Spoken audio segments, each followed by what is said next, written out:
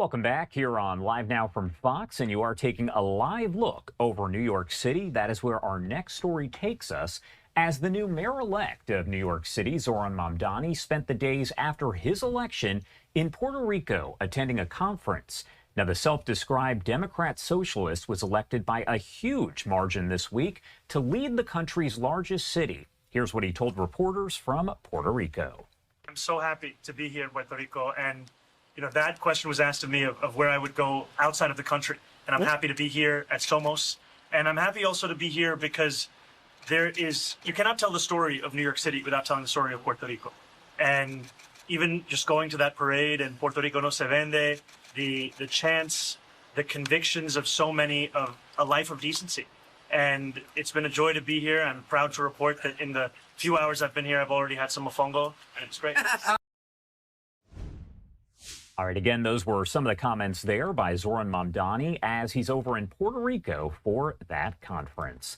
And right now, once again, taking a live look over New York City as Republican Congressman Buddy Carter of Georgia has introduced a bill aimed at redistricting the flow of federal taxpayer dollars to New York City while Mamdani serves as mayor.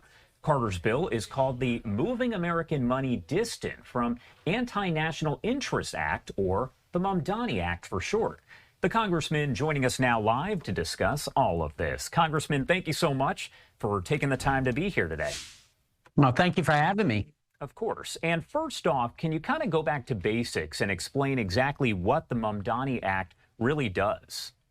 Well, first of all, I'm from Georgia. For 12 years in a row, we've been the #1 state in which to do business. We believe in capitalism here, and we certainly do not believe in communism, and we do not want our hard-earned money going toward those kind of policies. And that's what he has pledged to bring to New York City. So representing the taxpayers of Georgia, we don't want that. And that's not something that should be taking place in our country. Look, this is very serious. This is a very serious situation here. We could see a shift, and that's not something we need to see here in America. And what we're doing is we're going to limit the number of funds, with the exception, of course, of those that are required, Social Security, Medicaid, veterans benefits, and that type of thing, and mandatory spending. But everything else is on the table. And how do you envision the bill's implementation working when you talk about in practice? How would all of that work? Well, what you've seen as a result of the Biden-Harris administration and what they did with the Green New policies and all, and how the president and we in Congress have reversed a lot of those, we can do the same thing. And we can do the same thing in New York City if this comes about. And if indeed they start implementing these socialist policies. If you see free grocery stores and that type of thing, that's not capitalism. That's not part of America, and that's what we're trying to prevent here. Look, we can't allow this to happen in our country. This is very, very serious. Do you see this bill, this act here, actually passing? Do you think that it does have a future? Do you have the support of your fellow lawmakers?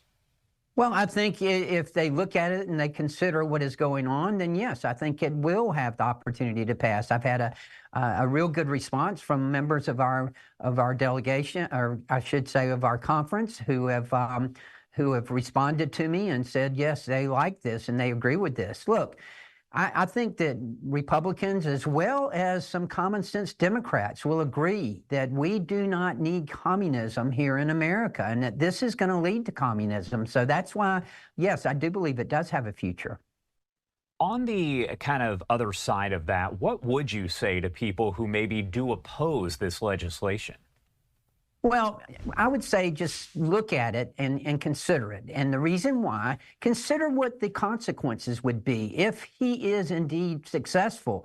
And what would happen to New York City? I mean, it would bankrupt New York City. Communism is nothing more than mutually shared poverty. And that's what it would bring to New York City. New York City is a great city, and we can ill afford to lose it in our country. That's why we need to take action. You know, if Republicans learned anything this past week on Tuesday night, it was that we need to be on the offensive, not on the defensive. As you kind of look at this as you kind of watch it play out here, have you spoken with President Trump about it? I have not had the opportunity to speak to him about it, but we know what President Trump has said about this situation. We know that he has said that that communism is only going to make New York City worse. We know that he has said that he doesn't want to throw good money after bad money. So I know the president would be looking at this favorably as well.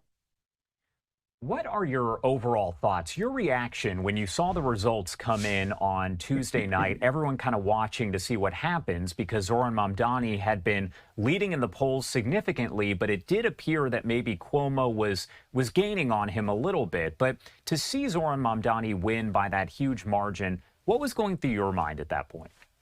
Well, I thought it was disgusting. I mean, I can't, and I still find, even today, now, that I'm in disbelief that this has happened, that he has been elected mayor of the largest city in America. And, you know, he is an anti-Semitic, socialist Islamist. I mean, he is one, and you know, the city with probably the highest population of Jewish people in America, and yet he's anti-Semitic. He's one who would not go back on saying that from the river to the sea. He is one that called what Israel was trying to do in Gaza genocide when they were defending themselves after October the 7th. He does not believe in the Jewish state.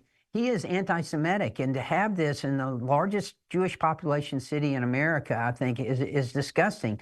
Not only that on Tuesday night, but also I found what happened in Virginia with the Attorney General, who had called for his opponent and his opponent's children to be shot and killed. And he got elected. I thought that was disgusting as well. That's why I'm so worried about our country and where we're headed right now. That's why I truly do believe that Republicans need to go on the offensive now. We need to stay off of defense and go on offense. My last question for you here. You talked, of course, about the AG race there in Virginia, also about Mamdani's election. When you look at that, does that signal anything to you about the future of the Democratic Party, but also the Republican Party? Does that tell you anything? It tells me both. It tells me, first of all, that Mamdani is now the face of the Democratic Party, and the Democratic Party has changed. It has now become a socialist party, and that is fearful in my mind. That should raise the fear in the ear of all Americans. It also tells me that the Republicans now have a greater responsibility. We have a responsibility to be on the offensive. We have a responsibility to make sure that we save this country, that we save it from communism, and that we make sure that capitalism does win out. All right, Congressman Buddy Carter, thank you so much for taking the time to join us here and to discuss this. Anything we missed? Anything you want to add here before I let you go? God bless New York City. That's all I have to say.